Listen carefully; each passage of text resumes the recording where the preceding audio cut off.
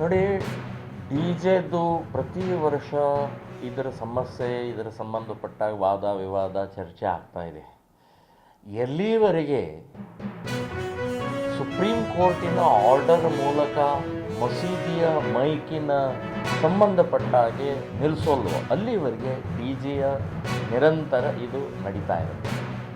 So ನಾವು ನಮಗೆ ಮಾತ್ರ ಹಿಂದೂಗಳ ದೇವಸ್ಥಾನದ ಹಿಂದೂಗಳ ಹಬ್ಬದಲ್ಲಿ ಮಾತ್ರ ಸುಪ್ರೀಂ ಕೋರ್ಟು ಡಿ ಜೆ ನೆನಪಾಗುತ್ತೆ. ಇಸ್ಲಾಮಿನ ಕಾರ್ಯಕ್ರಮಗಳು, ಇಸ್ಲಾಮಿನ ಮಸೀದಿಯ ಮೇಲೆ ಆಗ್ತಾ ಇರುವಂಥ 5 ಬಾರಿ ನಮಾಜ್ ಆಗ್ತಾ ಇರುವಂಥ ಸುಪ್ರೀಂ ಕೋರ್ಟ್ ಹೇಳಿದ್ದನ್ನು ಪಾಲಿಸ್ತಾ ಇಲ್ಲ. ಅದನ್ನು ಅವರ ಹದ್ದು ಬಸ್ನಲ್ಲಿ ತರದೇ ಇದ್ದರೆ ನಮ್ಮ ಹಬ್ಬಗಳಲ್ಲಿ ಹದ್ದು ಬಸ್ನಲ್ಲಿ ತರುವಂಥ ಪ್ರಕ್ರಿಯೆ ಸಾಧ್ಯ ಇಲ್ಲ. ನಾವು 10 ಗಂಟೆ ಅಲ್ಲ 12 ಗಂಟೆವರೆಗೂ ಕೂಡ ನಾವು ಇದನ್ನು ಹಬ್ಬದ ಆಚರಣೆಯನ್ನು ಮಾಡೋರು ಶಾಂತ ರೀತಿಯಿಂದ ಮಾಡ್ತೀವಿ. ಅಷ್ಟೇ ಅಲ್ಲ, ಸರ್ಕಾರದ ಎಲ್ಲ ಕಾರ್ಯಕ್ರಮಗಳು, ಹಂಪಿ ಉತ್ಸವ ಇರ್ಬೋದು, ರಾಣಿ ಚೆನ್ನಮ್ಮನ ಉತ್ಸವ ಇರ್ಬೋದು, ಹೀಗೆ ಅನೇಕ ಉತ್ಸವಗಳು ಸರ್ಕಾರದಿಂದ ನಡೆಯುವಂಥ ಕಾರ್ಯಕ್ರಮ ರಾತ್ರಿ 10 ಗಂಟೆ ನಂತರನೇ ಸಾಂಸ್ಕೃತಿಕ ಕಾರ್ಯಕ್ರಮ ಆಗ್ತವೆ. ಮೈಕ್ ಇರುತ್ತೆ, ಹಾಡುಗಳಿರ್ತವೆ, ಡಿ ಜೆ ಇರುತ್ತೆ, ಎಲ್ಲ ಇರುತ್ತೆ. ಅವಾಗೇನೂ ಸಂಬಂಧ ಬಿಡೋದು. ನಮ್ಮ ಹಿಂದೂ ಹಬ್ಬಗಳು ಮಾತ್ರ ಕಂಡೀಷನ್ ಹಾಕುವಂಥದ್ದು ಸರ್ಕಾರದ ನೀತಿ. ಇದು ಹಿಂದೂ ವಿರೋಧಿ ನೀತಿ ಅಂತಲೂ ಅಂತ ಹೇಳ್ತೀನಿ. ನಾವು ಇದನ್ನು ಪಾಲಿಸೋಲ್ಲ. ತಾಕತ್ತಿದ್ದರೆ, ನಿಮ್ಮ ತಾಕತ್ತಿದ್ದರೆ ತಡೀರಿ ನೋಡೋಣ ಅಂತನ್ನುವಂಥದ್ದು ಈ ಸಂದರ್ಭದಲ್ಲಿ ನಾನು ಈಗಾಗಲೇ ಇವತ್ತು ಬೆಳಿಗ್ಗೆ 8 ಗಂಟೆಯಿಂದ ಮಾಹಿತಿಯನ್ನು ತೊಗೊಂಡಾಗ ಕೊಯ್ನಾ ಡ್ಯಾಮ್ನಿಂದ ಏನಿದೆ 2100 ಮಾತ್ರ ನೀರು ಬಿಡ್ತಾ ಇದ್ದಾರೆ. ಆಮೇಲೆ ದೂಧಗಂಗಾದಿಂದ 45,500 ಕ್ಯೂಸೆಸ್ ನೀರು ಬರ್ತಾಯಿದೆ. ಅದೇ ರೀತಿ ರಾಜಾಪುರದ ಏನಿದೆ 2,15,000 ಕ್ಯೂಸೆಸ್ ನೀರು ಬರ್ತಾಯಿದೆ. ಹೀಗಾಗಿ ನೀರಿನ ಮಟ್ಟ ಏನಿದೆ ನಿನ್ನೆ ಇರ್ತಕ್ಕಂಥ ಲೆವೆಲಲ್ಲೇ ಇದೆ. ಇವತ್ತೇನೋ ಕಡಿಮೆ ಆಗ್ತದಂತೇಳಿ ಮೇಲ್ಗಡೆಯಿಂದ ನಾವು ಮಾಹಿತಿ ಬಂದಿದೆ. ಆದರೂ ಕೂಡ ಏನಿದೆ ಜನರಿಗೆ ನಾವು ಹೇಳೋದೇನೆಂದರೆ, ಯಾರೂ ನದಿ ಪಾತ್ರದಲ್ಲಿ ಹೋಗಬೇಡ್ರಿ. ದನ ಮೈ ತೊಳೆಯೋದು ಅಥವಾ ಏನೈತೆ ಬಟ್ಟೆಗಳನ್ನು ತೊಳೆಯೋಕ್ಕಾಗಲಿ ಅಥವಾ ಗಾಡಿ ತೊಳೆಯೋಕ್ಕಾಗಲಿ, ಅಮಾವಾಸ್ಯೆ ತಿಥಿಯಾಗಿ ಗಾಡಿ ತೊಳೆಯೋಕೆ ಹೋಗೋದು ಮಾಡೋದು ಅವುಗಳನ್ನ ಮಾಡಬೇಡ್ರಿ ಅಂತ ಹೇಳಿದ್ವಿ. ಮತ್ತು ಅದಕ್ಕೆ ಏನೈತೆ ರಕ್ಷಣೆಯಾಗಿ ನಮ್ಮ ಪೊಲೀಸರು ಸಹಿತ ನಾವು ನೇಮಕ ಮಾಡಿದ್ದೀವಿ.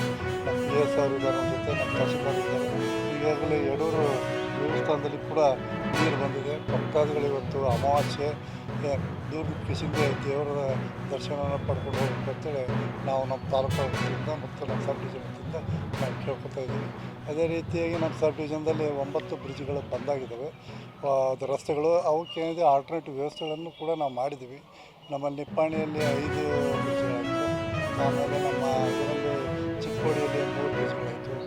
ಆಮೇಲೆ ರಾಯಭಾಗದಲ್ಲಿ 1, ಆಮೇಲೆ ಹತ್ತಿಣಿಯಲ್ಲಿ 1, ಹೀಗೆ 9 ರೋಡ್ಗಳೆಲ್ಲ ಬಂದಾಗಿದೆ. ಆಲ್ಟರ್ನೇಟಿವ್ ವ್ಯವಸ್ಥೆ ಮಾಡಿದ್ವಿ. ಅದರಲ್ಲೂ ಕೂಡ ಒಂದು ಕುಸನಾಳ ಮತ್ತು ಉಗಾರಕ್ಕೆ BKಗೆ ಹೋಗ್ತಕ್ಕಂಥ ರಸ್ತೆ ನಡುವೆ ನೀರು ಬಂದಿರೋದ್ರಿಂದ ಅಲ್ಲಿ ಕೂಡ ನಾವು ಬ್ಯಾರಿಕೇಡಿಂಗ್ ವ್ಯವಸ್ಥೆ ಮಾಡಿದ್ವಿ. ಪೊಲೀಸರನ್ನು ನೇಮಕ ಮಾಡಿದ್ವಿ. ಆದರೆ ಏನೈತೆ ಅವರೆಲ್ಲರೂ ಬರ್ಬೇಕಾದ್ರೆ ಸ್ವಲ್ಪ ದೂರ ಆಕತಿ, ಶಿರಗುಪ್ಪಿ ಮೇಲಿಂದನೇ ಹೋಗ್ಬೇಕಾಗುತ್ತೆ. ಒಂದು 2-3 ದಿವಸ ನೀವು ಅಡ್ಜಸ್ಟ್ ಮಾಡ್ಕೊಳ್ಳುತ್ತೆ ಜನರು ನಾವು ಕೇಳ್ಕೊಂಡಿದ್ವಿ. ನಮ್ಮ ತಹಸೀಲ್ದಾರ್ ಸಹಿತ ಏನೈತಿ ಅಲ್ಲಿ ಭೇಟಿ ಕೊಟ್ಟು ಕಿಸಿಂದ ಎಲ್ಲ ವಿಚಾರಣೆ ಮಾಡ್ತಾಯಿದ್ದಾರೆ. ಉಪವಿಭಾಗದಲ್ಲಿ ಈಗಾಗಲೇ ನಮ್ಮಲ್ಲಿ ಹುಲುಗಬಾಳೆ ಮತ್ತು ಸಪ್ತಸಾಗರ ತೀರ್ಥ 3 ಕೂಡಿಕೊಂಡು ನಮ್ಮಲ್ಲಿ 150 ಕುಟುಂಬಗಳಲ್ಲಿ ಇದು ಆಗಿದ್ದಾವೆ. ಅವರ ಸಂಬಂಧಿಕರ ಮನೆಗಳಿಗೆ ಹೋಗಿದ್ದಾರೆ.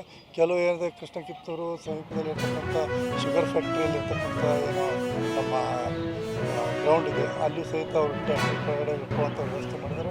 ಅವ್ರಿಗೆ ಊಟದ ವ್ಯವಸ್ಥೆಯನ್ನು ಕೂಡ ನಾವು ಮಾಡಿದ್ದೀವಿ. ನಿನ್ನೆ ಏನಿದೆ ನಮ್ಮ ಕೆಲವು ಸಂಘ ಸಂಸ್ಥೆಗಳಿಂದ ನಾವು ಊಟವನ್ನು ಪ್ರಿಪೇರ್ ಮಾಡಿಕೊಂಡು ಹುಲುಗಬಾಳೆಯಲ್ಲಿ ಏನಕ್ಕೆ ಧರೂರು ರೋಡ್ನಲ್ಲಿರ್ತಕ್ಕಂಥ ಕೆಲವೊಂದು ರಿಹ್ಯಾಬಿಲಿಟೇಷನ್ ಸೆಂಟರ್ಗಳನ್ನು ನಾವು ಕಳಿಸಿದ್ದೀವಿ. ಆಮೇಲೆ ಅವ್ರಿಗೆ ಫಾಡ್ರ್ ವ್ಯವಸ್ಥೆಯನ್ನು ಕೂಡ ನಾನು ಮಾಡ್ತಾಯಿದ್ದೀನಿ. ಅಲ್ಲಿ ಇರ್ತಕ್ಕಂಥ ದನಕರುಗಳಿಗೆ ಯಾವುದೇ ರೀತಿಯಿಂದ ಕಣಿಕೆ ಆಯಿತು ಮತ್ತು ಬಾಡಿ ಆಯಿತು ಯಾವುದೂ ಕಡಿಮೆ ಆಗಬಾರ್ದು ಅನ್ನೋದಕ್ಕೆ ನಮ್ಮ ವೆಟ್ರನರಿ ಡಾಕ್ಟ್ರಿಗೆ ಕೂಡ ನಾನು ಇನ್ಸ್ಟ್ರಕ್ಷನ್ ಕೊಟ್ಟಿದ್ದೀನಿ. ಮತ್ತು ಇನ್ನೂ ಹೆಚ್ಚಿನ ಪ್ರಮಾಣದಲ್ಲಿ ಏನಾದರೂ ಜನ ಬರ್ತಾಯಿದ್ರು ಅಂತಂದರೆ ಪೂರ್ತಿ ಒಂದು ಪರಿಹಾರ ಕೇಂದ್ರವನ್ನು ನಮ್ಮಲ್ಲಿ ತಯಾರು ಮಾಡಿ ಅಲ್ಲೇನೈತೆ ಅವ್ರಿಗೆ ವ್ಯವಸ್ಥೆ ಮಾಡಿ ಅಂತ ಹೇಳಿದ್ವಿ ನಾವು. ಆಮೇಲೆ ಬೋಟ್